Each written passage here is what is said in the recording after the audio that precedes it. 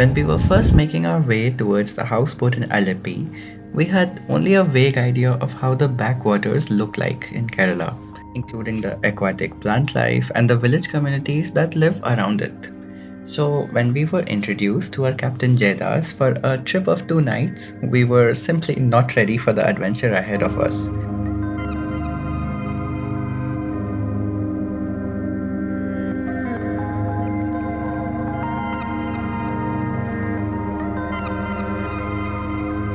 Our houseboat was essentially composed of a wide deck and an upper floor that covers up a panoramic view of the life outside.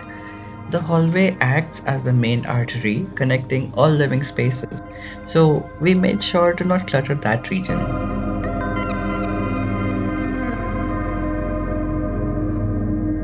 Our boat had the capacity to switch on an air conditioner in the evening time, so we could relax without the fear of humidity or mosquitoes after a big day of sightseeing.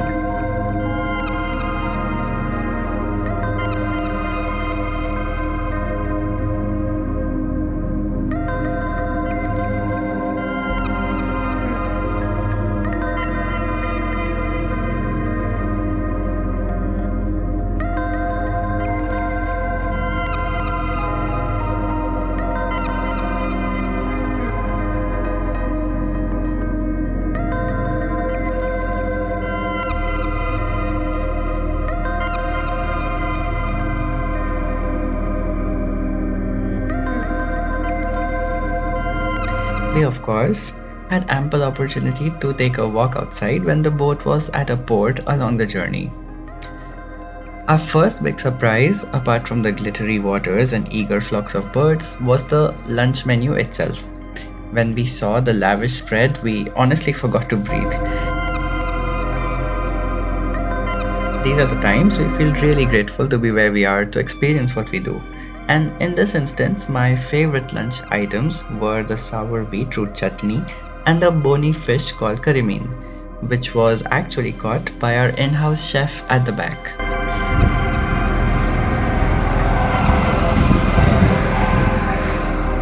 As one could expect on this warm summer day, we were not the only ones to decide on boating down this route.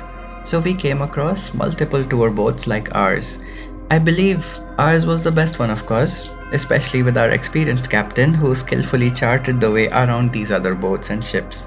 And I did sometimes doubt how closely they all drove, but I reckon after years of experience, this is basically child's play on water for them.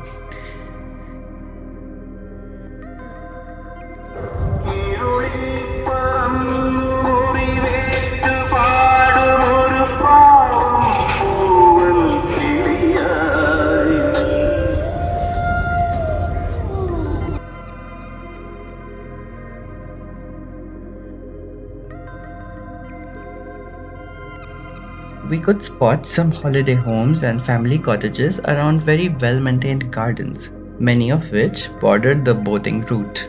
Our generous captain also let me quote unquote drive the boat for a couple of minutes as he explained how the boats move, how each of them have a registered number plate, what each number means on it, and many, many more things. There is something quite endearing about listening to passionate people working in their niche, enjoying their tasks, which adds to the experience of you simply being there.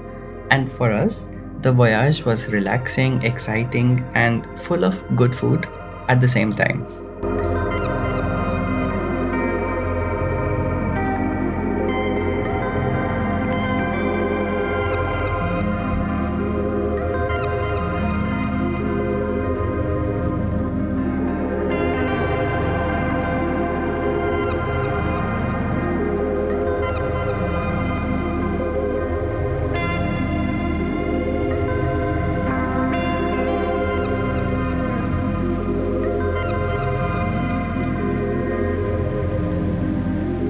We found many mangoes, coconuts, bananas, and other fruit plants on short breaks where we ported.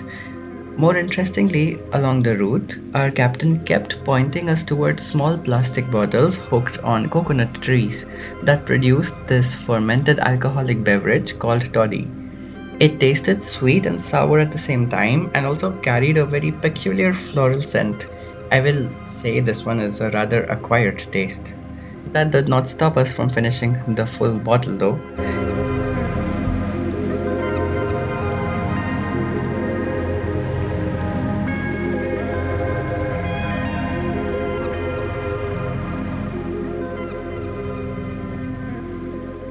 One of the most recognizable flavors across multiple dishes in Kerala is the flavor of coconut that is very prominent in dishes as simple as potato to as complicated as chicken chettinad.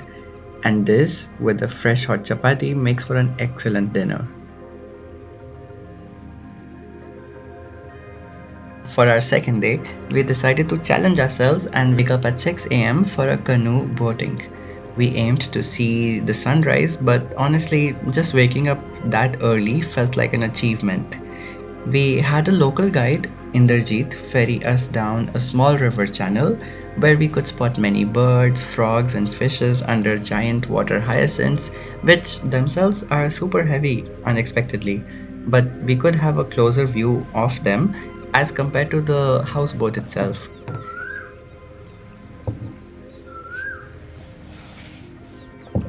I'll say this one required a tad bit more coordination to paddle correctly, but we were thoroughly charmed by the morning views nonetheless.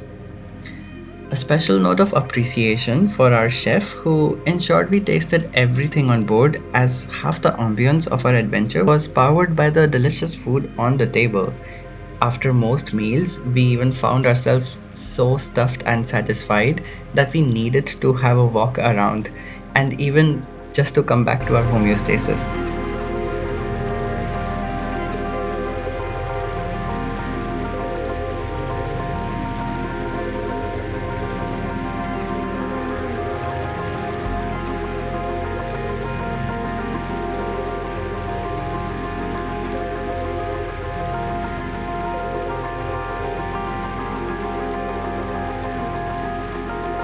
Not that I'm complaining, of course, it was a privilege to have this royal treatment. And that reminds me, my favorite bird in the bird kingdom is the kingfisher, which I saw multiple times during this trip. And after multiple failed attempts to click a picture of them, I finally managed to have this small montage. This is what success looks like to me, I'm not gonna lie.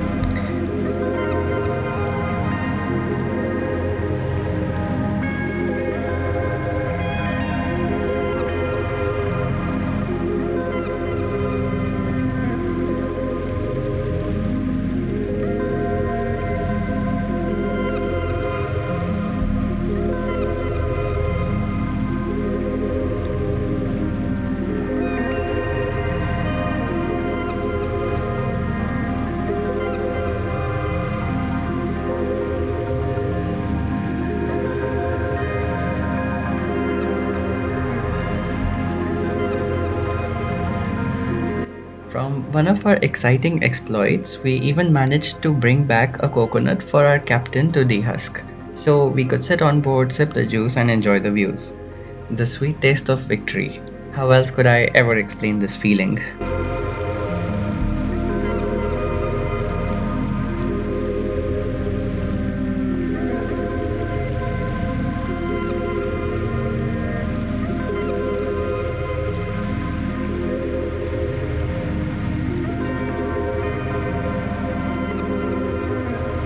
One of our last meals included puttu param, which I think is worth mentioning because we actually mashed the param, the small banana, into the puttu or the rice grain for a mild tasting but a very, very hearty meal.